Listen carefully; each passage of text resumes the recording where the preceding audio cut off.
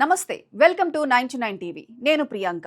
దేశంలో బంగారం వెండి ధరలు గత కొన్ని రోజులుగా నిరంతరం హెచ్చుతగ్గులతో మారుతూనే ఉన్నాయి.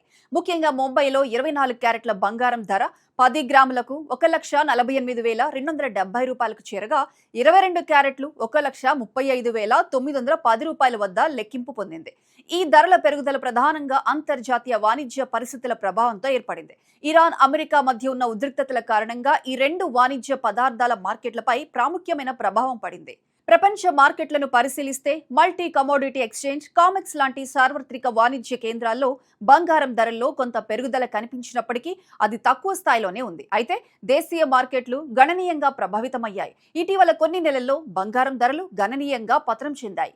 ఉదాహరణకు ఒకే నెలలో బంగారం ధరల్లో 16% పైగా తగ్గుదల నమోదవటం 2008 తర్వాత ఇది తొలిసారిగా చోటు చేసుకుంది.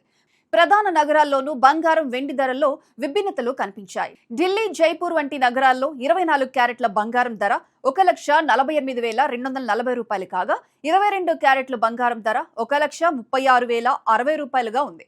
అహ్మదాబాద్ లో 24 క్యారెట్ల బంగారం ధర 1,48,320 రూపాయలకు చేరగా హైదరాబాద్, చెన్నై, బెంగళూరు, పూణే, కోల్కతా వంటి ఇతర ప్రధాన నగరాల్లో ముంబై ధరలనే కొనసాగిస్తున్నాయి. ఈ ఏడాది ప్రారంభంలో జనవరిలో దేశంలో బంగారం ధరలు 10 గ్రాములకు 1,80,000 రూపాయలకు చేరి గరిష్ట స్థాయిని దాటాయి. అదే సమయంలో వెండి ధరలు కూడా రికార్డు స్థాయిలో 4,20,000 రూపాయలకు చేరాయి. ఈ క్రమంలో ధరల పెరుగుదలకు అంతర్జాతీయ పరిస్థితులు, దేశీయ డిమాండ్, పెట్టుబడి రంగాల్లో మార్పులు ప్రధాన కారణమయ్యాయి. ప్రపంచ మార్కెట్ పరిస్థితులను విశ్లేషిస్తే ప్రస్తుతం అమెరికా వడ్డీ రేట్లను తగ్గించే అవకాశం తక్కువగా ఉంది. ఇంధన ధరల పెరుగుదల ద్రవ్యోల్బణాన్ని పెంచుతుందని, తద్వారా ద్రవ్య సడలింపు అవకాశాలను తగ్గిస్తుందని వ్యాపార వర్గాలు అంచనా వేస్తున్నారు. యుద్ధానికి ముందే కొన్ని రేట్ల కోతల అంచనాలు ఉండగా స్వల్పకాలంలో ద్రవ్యోల్బణం బంగారానికి రక్షణగా పనిచేస్తుంది. అయితే అధిక వడ్డీ రేట్లు బంగారం మీద డిమాండ్ను ప్రభావితం చేయగలవు. ఫిబ్రవరి 28న ప్రారంభమైన ఇరాన్, అమెరికా, ఇజ్రాయెల్ యుద్ధానికి అనుగుణంగా అమెరికా డాలర్ విలువ 2% పైగా పెరగడం బంగారం ధరను ఈ నెలలో 14% పైగా తగ్గించడానికి కారణమైంది. అంతర్జాతీయ మార్కెట్ వర్గాల అంచనా ప్రకారం బంగారం ధరలు ఇంకా 14 నుండి 17% తగ్గవచ్చని సూచన ఉంది. ఇది 2008 అక్టోబర్ తర్వాత బంగారం ధరల్లో జరిగిన అత్యధిక నెలవారీ పతనంగా పేర్కొనబడింది.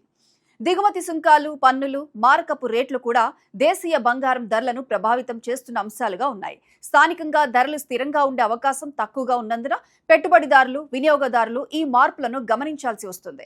అంతర్జాతీయ పరిణామాలు, దేశీయ ఆర్థిక విధానాలు, వాణిజ్య వ్యవహారాలపై ప్రభావం చూపటం వల్ల బంగారం, వెండి ధరల్లో హెచ్చుతగ్గులు కొనసాగుతాయని విశ్లేషకులు అభిప్రాయపడుతున్నారు.